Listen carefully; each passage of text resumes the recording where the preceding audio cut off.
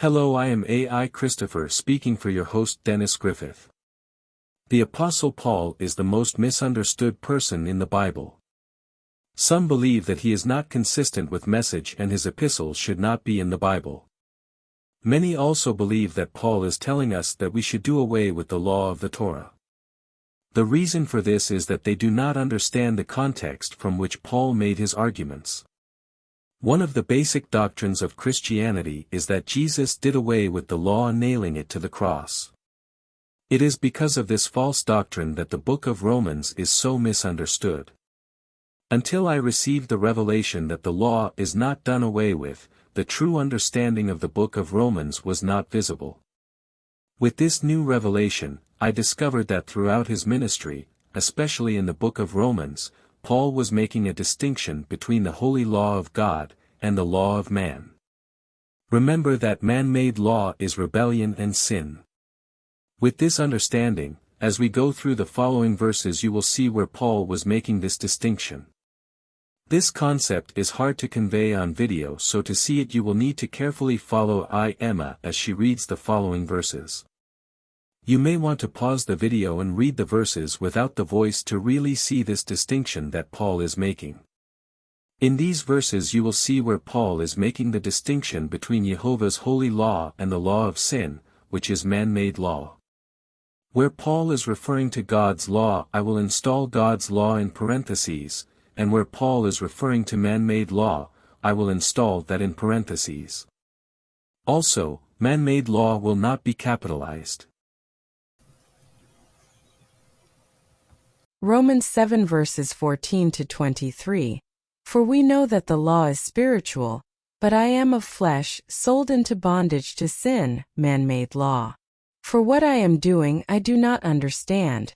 For I am not practicing what I would like to do, God's law, but I am doing the very thing I hate, man-made law. But if I do the very thing I do not want to do, man-made law, I agree with the law, God's law, confessing that the law, God's law, is good. So now no longer am I the one doing it, but sin, man-made law, which dwells in me.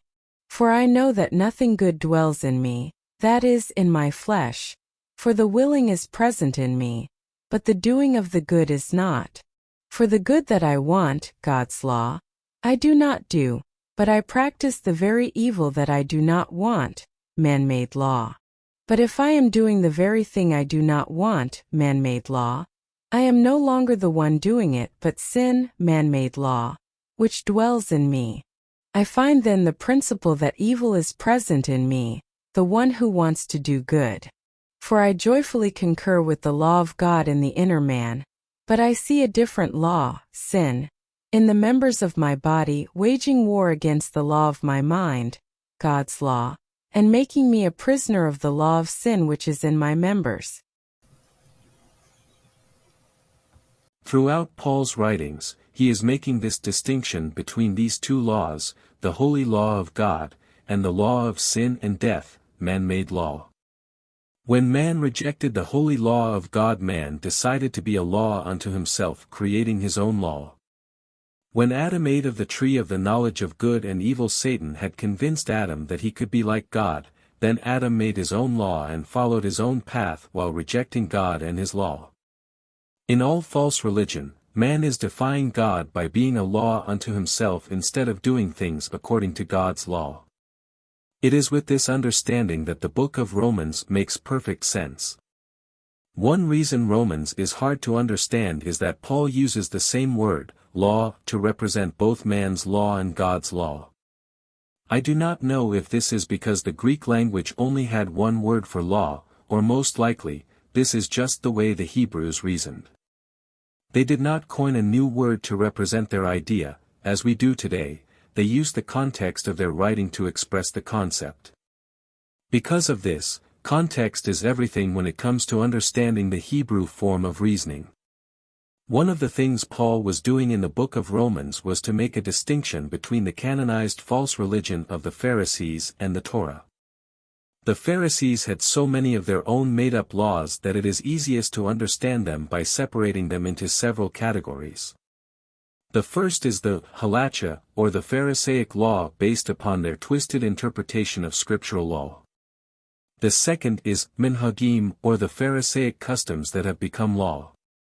The third is takanot and gezerot, or enactments and decrees of the Pharisees that take on the authority of law.